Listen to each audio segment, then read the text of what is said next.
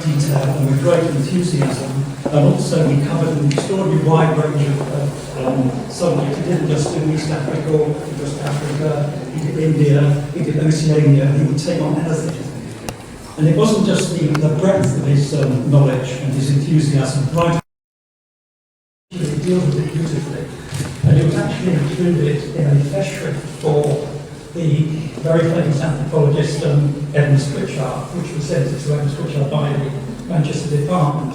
And Max Gluckman, who was head of the department at that time, was heard to remark that he thought Paul's paper in that collection of essays.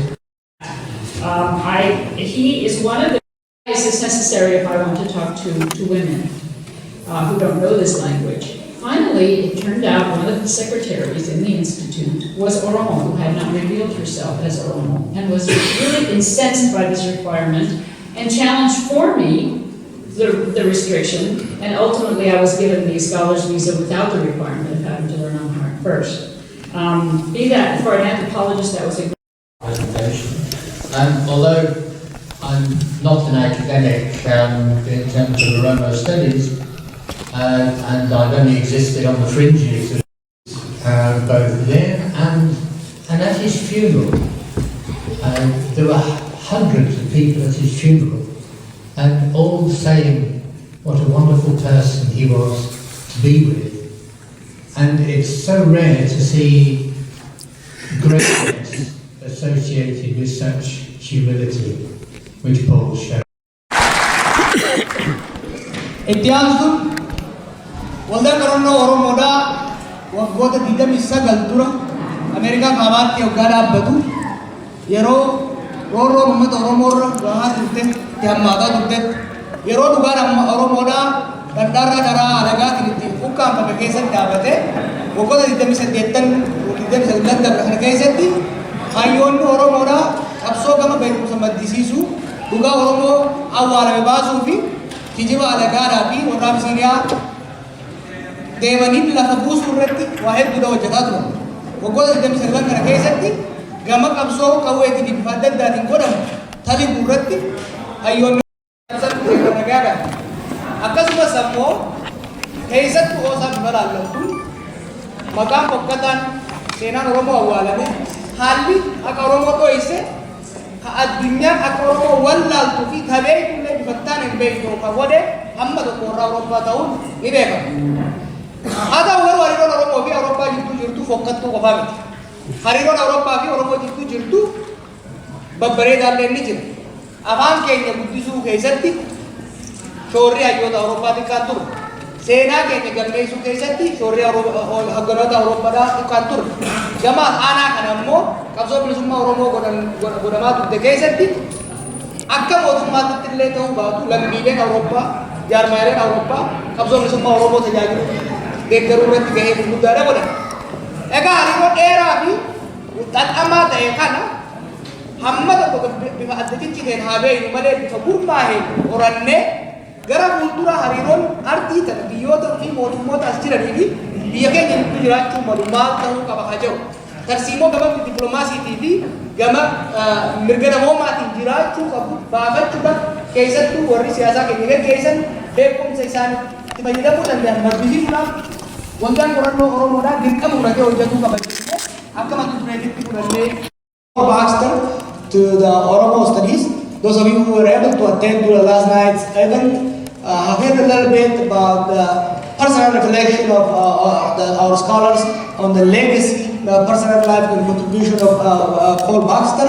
Now we go to a more deeper exploration, deeper study of the relationship. To lead this panel, I invite Dr. 𝗕𝗅𝗁𝗁𝗁 to the stage to introduce our panelists.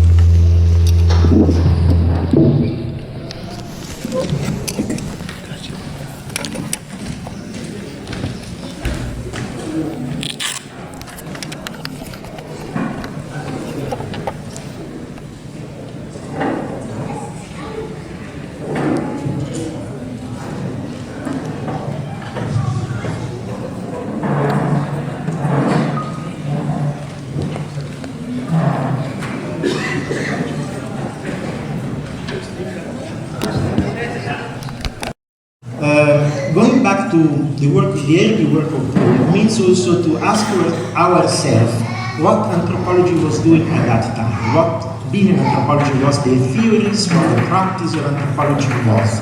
And in that light, we can interpret the contribution that he gave to our knowledge today. And if we can switch to the next slide. I want to mention that today I will focus only on the PhD research by Paul Baxter, which generates a couple of articles that are the ones that are mostly known by most scholars. And I will not deal with the late production of Paul, which has more to do with making the Oromo problem a knowledge worldwide. On these things there are other presentations. Anyway, there is an obituary made by Lisa Casson, which has developed that part very well. But I will focus only on the PhD. And he himself is describing, is telling what he wants to do, what he wanted to achieve. And what he wants to achieve is just, a preliminary kind of description of the social organization of the Borana, the social organization. And what does it mean? Well, in classic anthropological approach, that means to take a people, to take a group, which is, I think it was brought to attention by 𝗕𝗍 that there is an analogy with Pax Britannica, which again draws from Pax Romana. What is happening here? As many countries talk with Gamacho Magasa, he many times explained to me, Gamacho perhaps is here, explained that the Nagar Borana is a very complex concept that is not simply, cannot be simply translated into peace, has to do with God. It is Nagar, give me, but related to God, it has to do with the proper order of things in the cosmology and on the earth. So, why is Baxter using a translation? This is what we call in anthropology a cultural translation, is rendering a complex concept in a way that could be understood from us. And it is very interesting to note that the meaning of the translation recalls not only the idea of statehood, but the idea of an empire. And again, in the introduction which I read before, we see that the piece of the Borana Naga is one of the elements which keep proper social relations, social order within the society.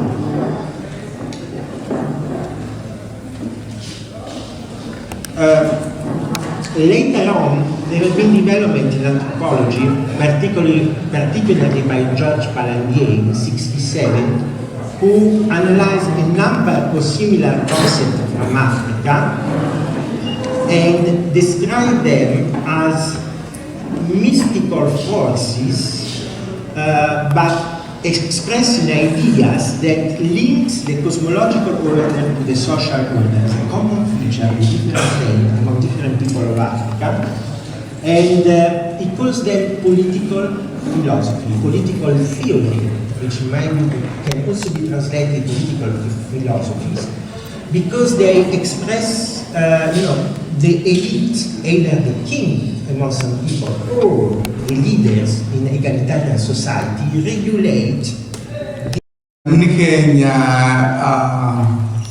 waan keenya baruu barbaada akkamitti nama ta'uu dandeenya yoo namni keenya waan isaa seriously fudhate malee bakka takka illee dhaquu hin dandeenyu. Mee experiment goone jenneeti murtii goone. I think murtiin godhamte sun gaarii natti fakkaate guna makka laalu heddummaatanii dhufuu keessaniif hedduu galatooma nu jajjabeessitanii yoo har'aa fi boru mirqaanaan jaalalaan karaa dandeessaniin nu gargaartan annual Oromo Studies Conference Awurooppaa keessatti Berliin yoo London keessatti ka godhamu irratti haasa'uuf nama gargaara jechuudha. Gargaarsi keessan akka murtii goonee walgahii biraa Awurooppaa kennu nu gargaara. Tanaa jecha har'aa fi boruus jabaadhaa nu gargaara jechuma barbaadeeti baga nagaan dhuftanii hedduu isin galateeffannaa. Amma afaan qormaatatti dhiheessan afaan Ingiliz waan ta'e jecha karaa saniin deebi'aa. The topic of my presentation is Dr. Paul Baxter's contribution to Oromo studies. It is not possible for me to cover his contribution within 20 minutes. The best thing I could really do is to focus on 3 of his book chapters, articles, and I will focus on one that was published in 1978, what it brought on him, and how that article put the Oromo sufferings on the intellectual map of the academic community.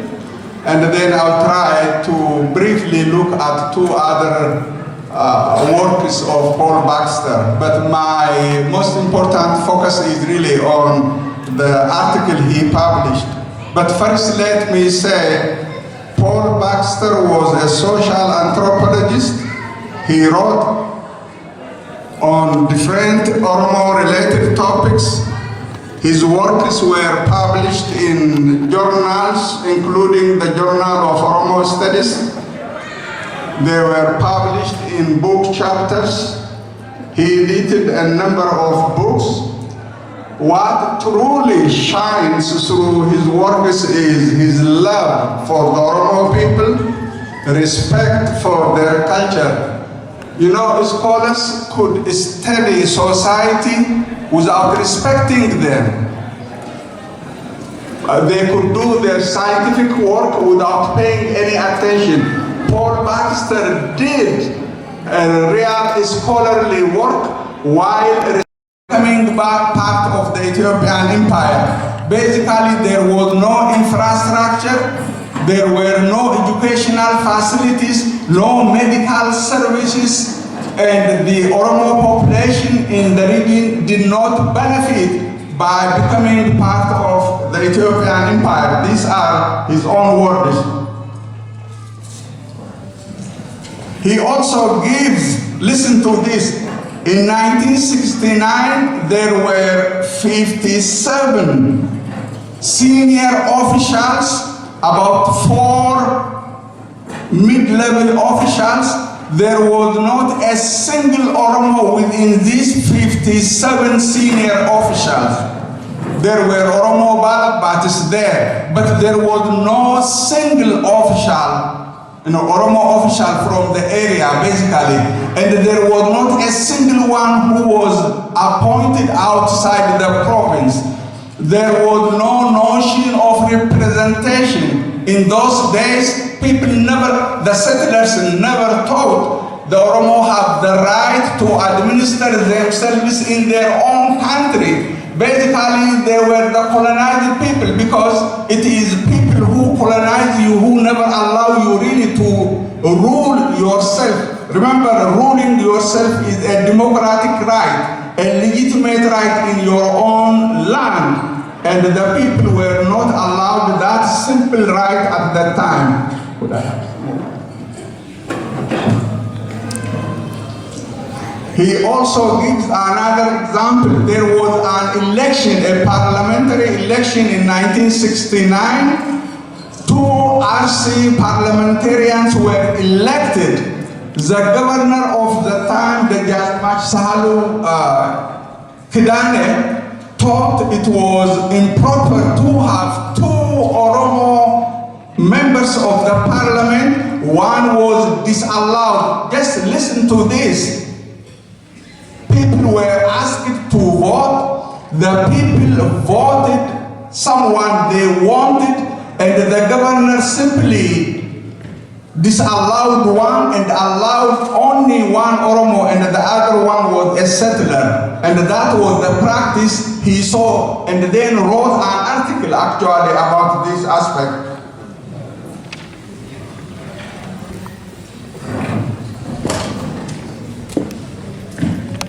Booklets on the Oromo. But I want to say a couple of things about him. The first is that his influence, his greatest scholarly influence to date, in my estimation, is his transformative impact on Oromo studies. As an anthropologist, he is deeply rooted in his ethnography and loyal to his informants, whom he calls the custodians of culture. Because of this, when you hear words such as 𝗟𝗲𝗴𝗰𝗆, Gadaa, 𝗕𝗅𝗴𝗃𝗃, and these three words together, 𝗚𝗏, and 𝗪𝗔, well, think of 𝗕𝗅𝘁𝗁𝐴.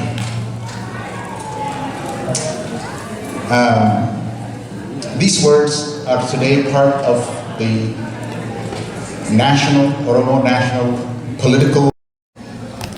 I want to acknowledge the presence of my sister-in-law, 𝗕𝗅𝗁𝗁𝗂. She has come from London to give me the moral support that I require. When I first landed in the UK, in London, I was really lost in that jungle. And she was the one who showed me through the winter and the spring. And thank you for being here. I'm really honored. And I want to make a little correction of what Dr. 𝗘𝗍𝗂 has said. This work that we have done, and I say we is you see again. So it's that's what the point I'm trying to make. So Oromo-European relation is somehow the failure. It's like in the Gordian knot, Alexander the Great, when he was given the knot to undo the knot, and nobody knows. He who can undo the knot is supposed to become the king. Alexander couldn't undo the knot, so what he did, he drew out his sword and cut it, and he said, I have done it, I am the king. So he colonized Asia. So our relation is very similar to this Gordian knot that was cut into pieces by Alexander. But in talking about European, I like to say this.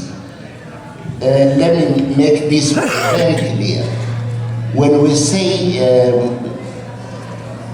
by European, we do not in any way mean the European people or European individuals. European colonialism and or imperialism should not be confused with European peoples or individuals. But by European, I include Americans and Canadians, because Americans and Canadians are European transplants. So when we talk in terms of European-Oromo relation, we are basically talking about the West.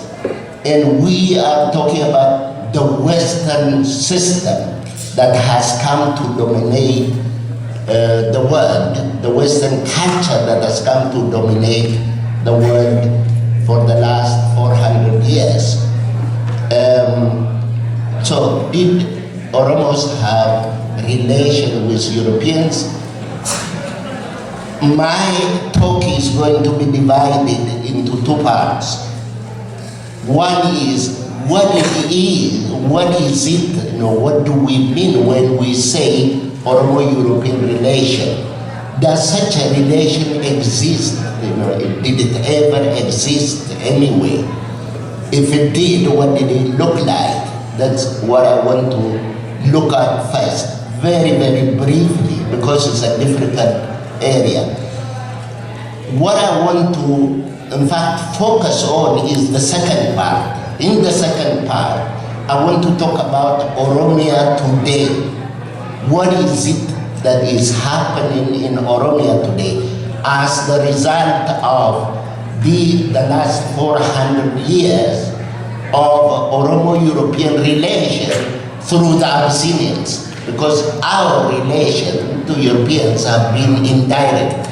We always go through the Abyssinians, or the people who have today become Ethiopians. And we are in this Ethiopia, the warra Awurooppaa jennu kana wajjin wal qunnamtii silaa qabaachuu malee qabaachuu dhabuu keenyatu rakkoo keenya. Gabaabaadhumatti wal qunnamtii silaa qabaachuu malee dhabuu keenyatu qawwee nu dhabsiise. Sanatu barumsa nu dhabsiise. Sanatu fayyaa nu dhabsiise. Hamma har'aatti warri Awurooppaa ofiin jedhu kun Habashaadhaaf qawwee kennaa bahan. Habashaani one tokko isinitti hima. In fact, I should say this in English.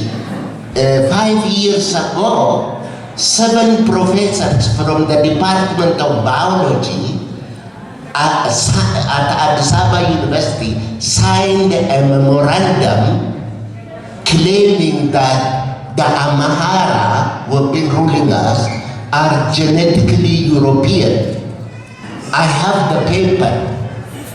So, my brothers and sisters, have we been ruled by Europeans in disguise? That's a question that you should ask yourself. They say they are genetically Europeans, and that's how they behave. Maybe they are, but we have to make sure that they are before we buy into.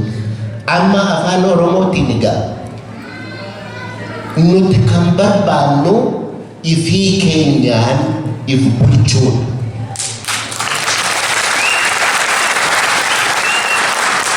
Warakata kana, yoon warakata kana as kaa'e akka namni fuudhee Habashaan fuudhee naa kennu hin barbaadu. Hin tuqin na duraa kan to'atan. Bishaan kana namni dhugee kanatti kennee dhuguun ifiin buufadhaa naan buuftu amma barbaadde anatu amma barbaade buufata kan kooti bishaanichi.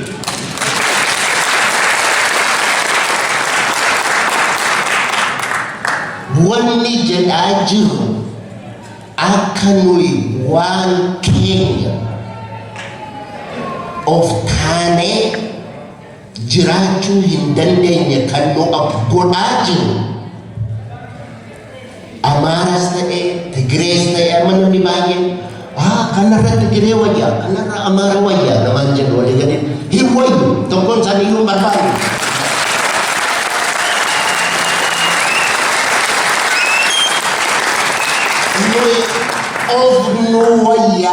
Of no waya jedha.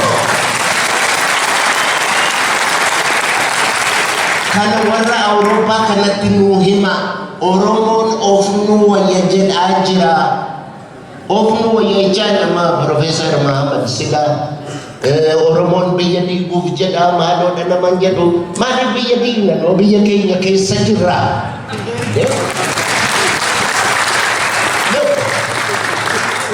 Let me put this in English again. You see, the problem is what you call Ethiopia. You know what you call Ethiopia? I know every village in that country. I'm not exaggerating. I'm telling you the honest truth. I've been to Tigray. I've studied the Amhara region for 7 years. I've been going there every summer because I really wanted to know who the Amharas are. And I'll tell you this. Tigray is not Ethiopia the same way Oromia is Ethiopia. Amhara region is not Ethiopia the same way that Oromia is Ethiopia. I'll tell you why. Because if you go to Tigray, the songs are Tigrinya, the dances are Tigrinya, the funerals are in Tigrinya, everything, you know. Their culture has never been distorted. Nobody has occupied their land. When you go to Amhara region, you walk around Bahardar day and night, you will never hear our Walaita singing in any bar or in any shop. You never hear a Kurage singing. It's all Amharic. Good for them. But come to Oromia.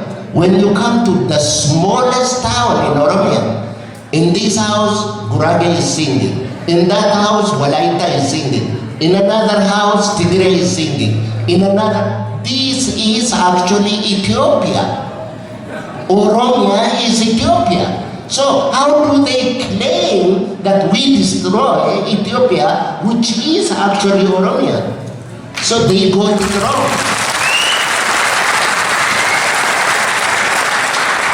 Look, if these people really want, if anybody, you know, in America, in the West, there are countries where you are allowed to buy a gun to defend yourself.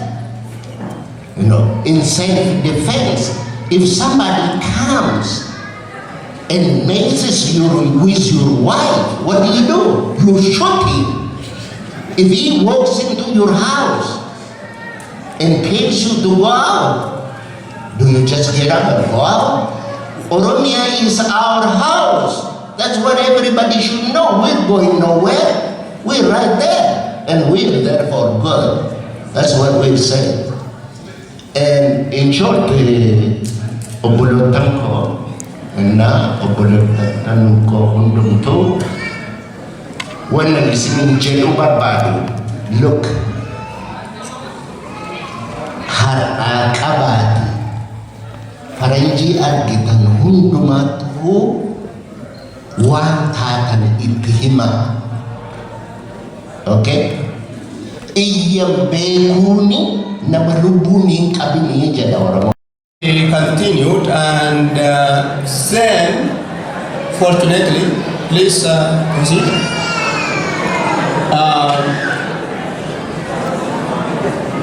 Prince, Prince Wilhelm of Württemberg came with one Oromo also. His name is Aman Gonda, and Aman Gonda Tustek got in contact with him, and the prince is a traveler, a geographer, a naturalist. He was very much interested in the advancement of knowledge about about Africa, about the rest of the world, in fact. So invited Tustek to his home to continue his studies with Aman Gonda. So he collected much information from this Gonda, who was only about 12 years old than even the other guys. Also, there is Aga, who came later on and he was corresponding with Akafene. Aga was here and then he was away and he was corresponding. So this young guy, Aman Gonda, was even more informed. And according to Tustek, he was informed because he comes from a high family, a family which was more well placed in the system, in the ruling system there. In fact, this come from different parts of Western Oromo land. Some of them came from kingdoms, Oromo kingdoms, Gomal,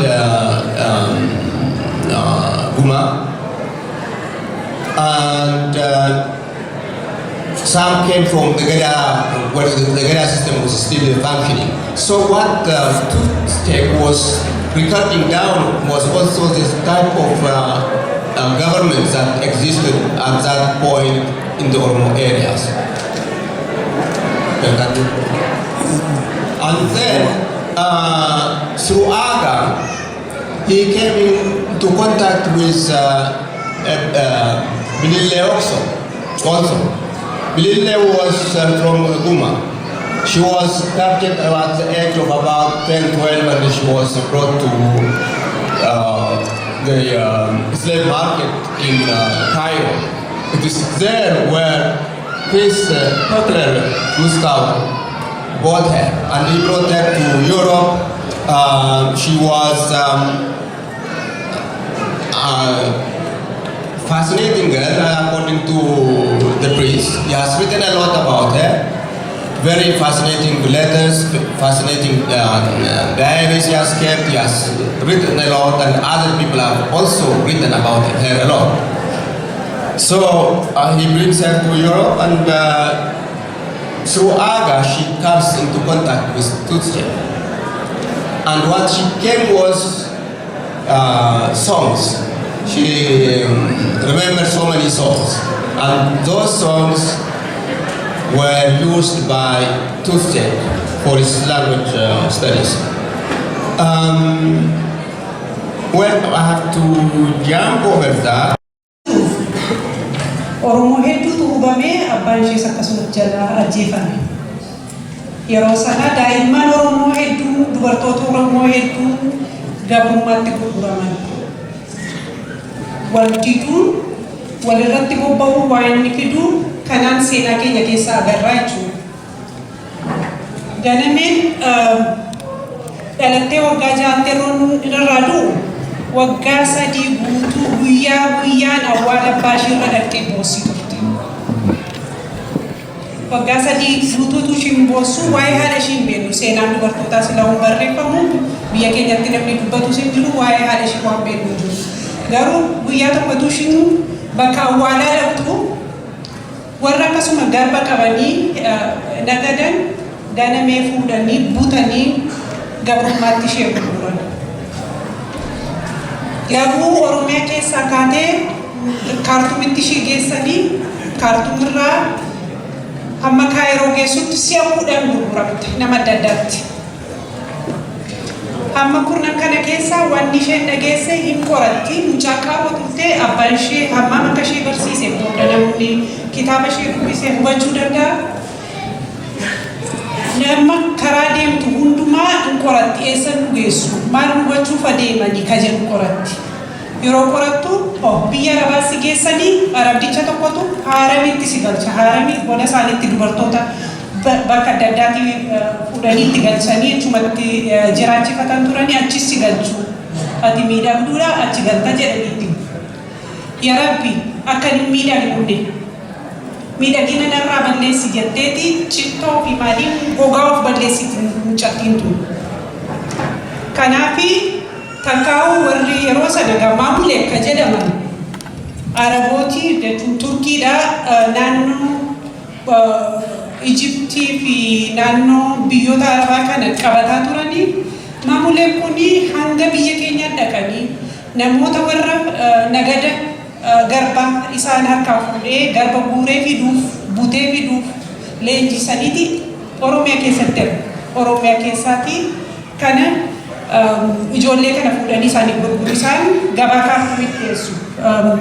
Mee fuula sadaffaa yoo dhabde jira. Afraffaa.